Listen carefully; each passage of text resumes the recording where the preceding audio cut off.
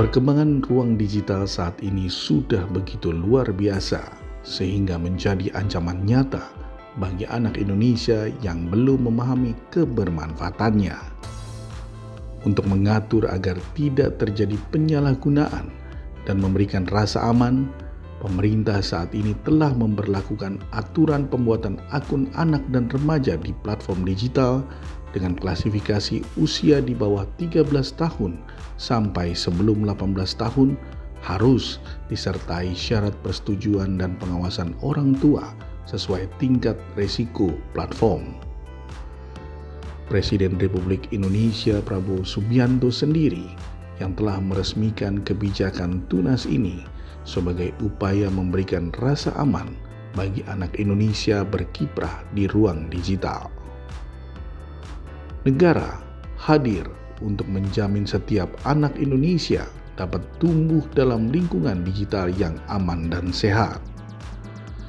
Kebijakan Tunas dalam bentuk peraturan pemerintah ini menjadi dasar hukum baru yang mengatur kewajiban penyelenggara platform digital dalam menjamin perlindungan anak sebagai pengguna internet. Kebijakan ini menegaskan kehadiran negara dalam menciptakan ruang digital yang aman, sehat, dan ramah bagi anak. Tentunya dengan adanya PP Tunas, diharapkan juga dapat melindungi anak-anak di dalam negeri dari kejahatan dunia maya. Baik, Assalamualaikum warahmatullahi wabarakatuh. Shalom, Om Swastiastu, Namo Buddhaya, salam kebajikan. Kembali lagi bersama saya di sini di channel Pancasila TV, sebuah channel yang membahas topik-topik kebangsaan.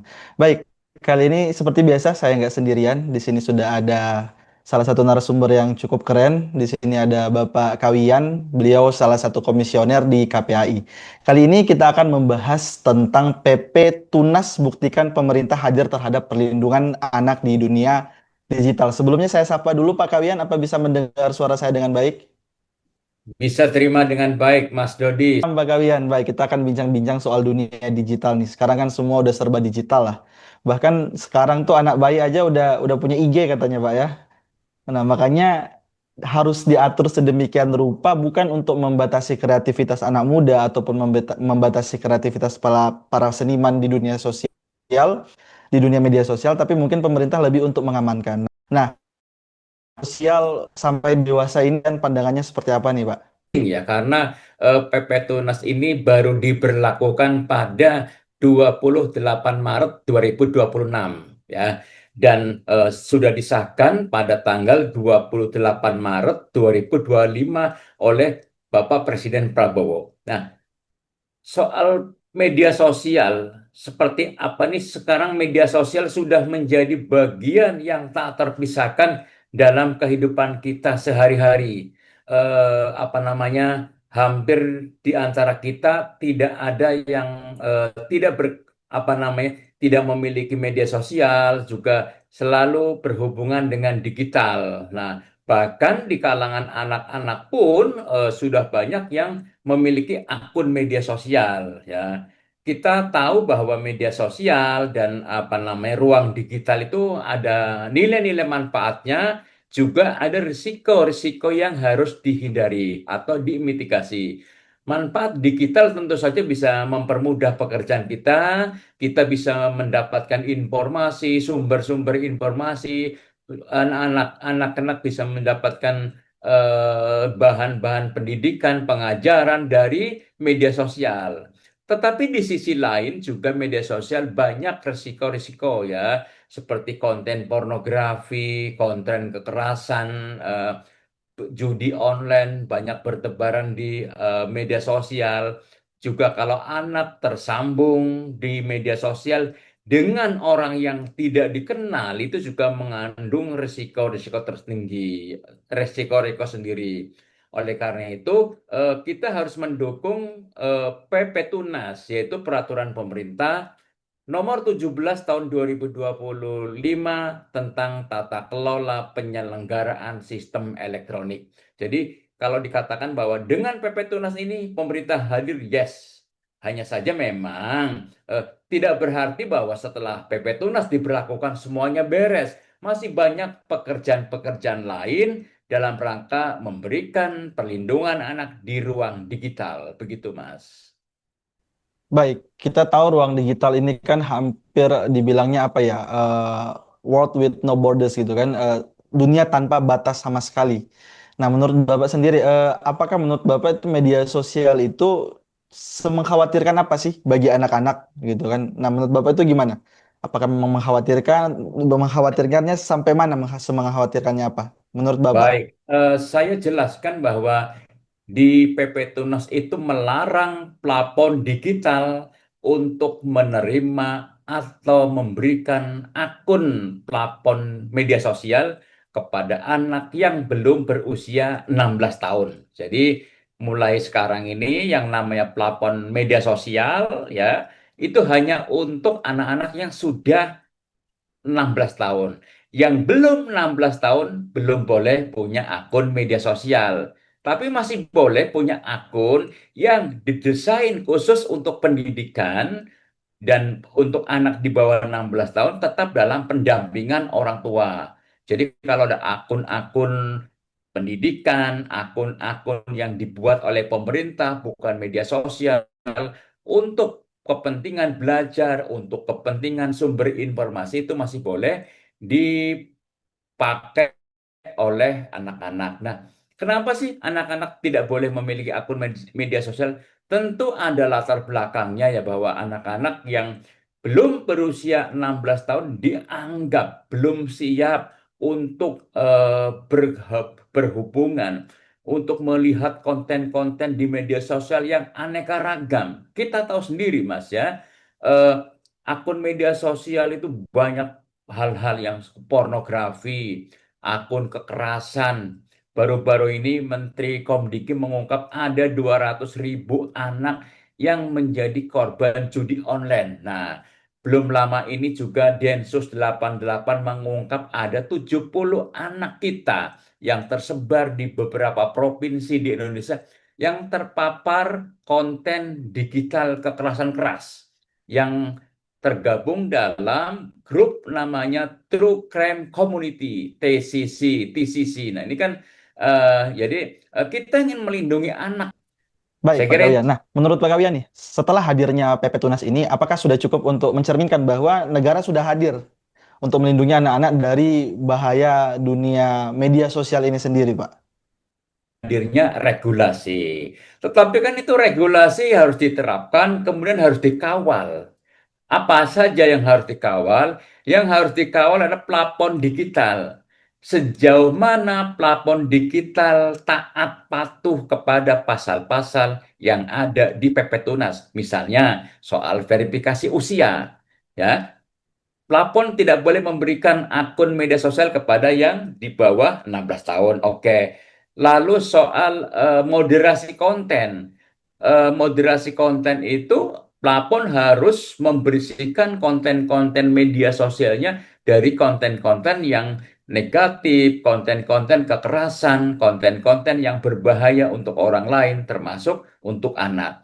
Lalu yang kedua itu plafon digital sudah harus menonaktifkan akun-akun milik anak di bawah 16 tahun. Nah, ini kan banyak nih kalau sebelum-sebelumnya banyak anak yang punya akun media sosial padahal dia belum berusia 16 tahun, masih 10 tahun, 11 tahun karena pakai identitas orang tua, maka mereka bisa memiliki akun media sosial. Nah, setelah PP Tunas ini diberlakukan, maka plafon harus menonaktifkan atau memblokir akun-akun milik anak di bawah 16 tahun. Lalu yang kedua, masih ada tugas yang lain, yaitu plafon digital harus melakukan edukasi, literasi kepada masyarakat dalam rangka menciptakan ekosistem digital yang aman. Kita tahu loh Mas, banyak orang tua yang belum tahu bagaimana cara mengawasi gitu. Sementara anaknya pegang handphone, kadang-kadang bermedia sosial, tapi orang tua tidak tahu harus mengatakan apa, harus mendampingi bagaimana. Ini termasuk tugas dari plafon digital bersama pemerintah. Nah, apa namanya, ini hari-hari ini juga pasti banyak orang tua yang mendapatkan anaknya mungkin uring-uringan karena eh, media sosialnya diblokir. Jadi yang tadinya bisa bermedsosan sekarang tidak. Ini juga tugas orang tua untuk memberi pemahaman kepada orang tua. Tadi saya katakan bahwa dengan hadirnya PP Tunas ini maka pemerintah hadir untuk memberikan perlindungan kepada anak. Cuma tidak cukup dengan memberlakukan PP Tunas, ada banyak hal yang harus dikawal oleh pemerintah. Baik, jadi kan tadi Pak Kawian udah bilang ya bahwa negara sudah hadir dalam bentuk regulasi, tapi persoalan penegakannya apa ya Betul. pelaksanaannya ini masih perlu tantangan. Nah, menurut Pak Kawian nih, apa langkah yang harus diambil mungkin sama pemerintah agar ke depannya si PP Tunas ini dapat menjadi payung hukum dalam rangka untuk menjaga, melindungi anak-anak kita dari bahaya media sosial saat ini? Ya, pemerintah bersama plafon digital ya, seluruh plafon digital itu, penyelenggara plafon itu punya komitmen yang sama untuk memberikan perlindungan anak di ruang digital ya. Jadi harus sejalan nih. Pemerintah di satu sisi juga harus memberikan kesempatan kepada industri digital untuk tumbuh ya secara ekonomi. Nah, di sisi lain juga plafon digital harus taat kepada eh, pasal-pasal yang ada di PP Tunas ini. Jadi itu bersama-sama, lalu juga mengedukasi masyarakat tentang bahwa anak-anak belum boleh memiliki plafon digital ya. Lalu penegakan hukum ya, apa namanya, pemerintah di satu sisi harus terus menyosialisasikan ini kepada masyarakat, tetapi juga jika ada penyelenggara sistem elektronik atau platform digital atau industri digital yang melakukan pelanggaran, harusnya di apa namanya, dibimbing, dibina ya, dilakukan pembinaan. Kalau memang kemudian tidak patuh ya perlu saatnya penegakan hukum supaya apa namanya, PP Tunas ini benar-benar efektif gitu Mas. Baik, Pak Kawian. Jadi kalau kita tahu kan memang di lapangan terkadang banyak masalah dengan media sosial ini, utamanya di ruang digital secara umum. Nah, pengawasan ini Pak Kawian punya nggak suatu apalah bahasanya saran ataupun mungkin strategi yang sangat pas karena kita tahu kadang penyedia website tertentu ataupun platform tertentu itu karena memang mungkin pusatnya bukan dari Indonesia, dari luar negeri, sehingga kadang mereka ini mau diatur susah. Nah, mungkin Pak Kawian punya nggak apa ya strategi ataupun cara-cara yang efektif agar platform ini mau berkolaborasi. Bahasa kasarnya mungkin mau dengar pemerintah lah. Iya, Gitu Pak iya. Kawian. Eh, yang dikatakan sama Mas Dodi itu benar tuh, saya sepakat. Karena kita lihat prosesnya kemarin ketika PP Tunas juga baru diberlakukan kan ada tarik ulur nih, ada Meta, ada X, ada yang lain itu ada semacam tarik tulur, ada yang sudah menyatakan patuh, ada yang menyatakan perlu waktu, ada yang masih tawar-menawar. Itu saya kira itu satu proses yang wajar ya, apa namanya. Tetapi juga sekarang ini kan ada tuntutan global bahwa plafon digital harus memberikan perlindungan kepada anak. Ini yang harus dipahami oleh seluruh plafon digital, termasuk juga plafon digital yang tidak punya kantor di Indonesia. Kita dengar juga kan apa namanya, di Australia kan juga peraturan serupa sudah diberlakukan lebih dahulu.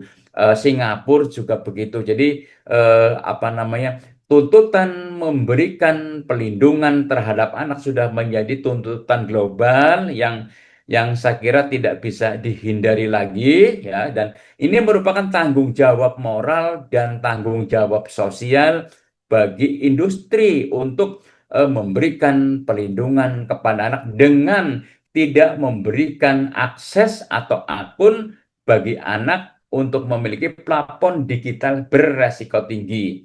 Karena dalam PP Tunas itu kan media sosial dianggap sebagai plafon digital beresiko tinggi, begitu Mas.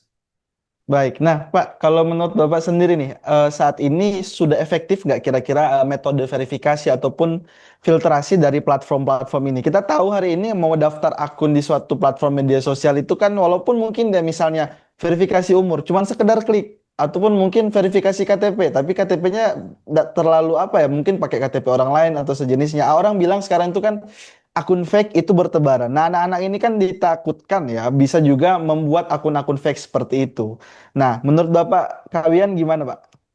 Ya, saya harapkan akun plafon digital ya. Jadi benar-benar mematuhi peraturan. Jadi kalau ada anak atau orang mendaftar akun media sosial itu harus benar-benar diverifikasi. Eh, Benarkah ini usianya sudah 16 tahun? Benarkah data pribadi yang disetor ke plafon itu memang punya dia atau punya orang tua gitu. Jadi jangan sampai apa namanya plafon itu masih bisa diakalin sama si pembuat akun tersebut. Jadi di sisi lain juga anak-anak kita imbau ya untuk tidak membohongi diri sendiri lah. Jadi kalau belum usia 16 tahun, oke, saya tunggu siap deh nanti nunggu 16 tahun. Jadi jangan memaksakan untuk memiliki akun media sosial. Nah, ini pemahaman seperti ini perlu disebarkan secara luas ke melalui orang tua, sekolah, guru, dan masyarakat secara umum, Mas. Baik, Pak Kawian. Nah, terakhir mungkin untuk menutup, mungkin ada closing statement dari Pak Kawian mengenai PP Tunas dan perlindungan anak di dunia digital ini, Pak Kawian. Ya, jadi PP Tunas ini kan merupakan upaya tadi Mas Dodi sebutkan bentuk kehadiran pemerintah, bentuk kehadiran negara untuk memberikan perlindungan anak-anak. Jadi ya untuk adik-adikku, anak-anakku yang belum berusia 16 tahun, puasa dulu deh, puasa medsos sambil memperdalam ilmu ya, belajar mempersiapkan masa depan. Atau masih juga apa namanya masih bisa bermain di ruang digital untuk pengembangan kreativitas dan sebagainya yang aman, yang tidak masuk kategori risiko tinggi gitu. Kemudian saya kira masyarakat juga perlu mendukung keberadaan PP Tunas ini yang tidak lain untuk memberikan perlindungan anak di ranah digital. Kita harus sudah saatnya bahwa anak-anak kita tidak lagi menjadi korban kekerasan di ruang digital. Nah, kemarin Bu Menteri Kominfo menyebut 200.000 anak korban judi online. Ya, ini kan lewat game, lewat media sosial dan sebagainya. Lalu juga ada 70 anak yang terjaring apa namanya terpapar konten digital ekstrim melalui media sosial dan game yang masuk dalam grup True Crime Community. Jadi sekali lagi bahwa kita harus menyiapkan anak-anak kita yang bebas dari kekerasan, bukan menjadi korban dari penyalahgunaan media sosial, tapi akan kita menyiapkan diri anak-anak generasi muda yang unggul menyongsong 2045, di mana ada visi Indonesia Emas yang akan diisi oleh anak-anak yang unggul, anak-anak yang berkualitas, anak-anak yang punya misi masa depan untuk Indonesia kita ini. Terima kasih, Mas Dodi. Baik, terima kasih Pak Kawian atas sharing-sharingnya kita di diskusi singkat kita kali ini.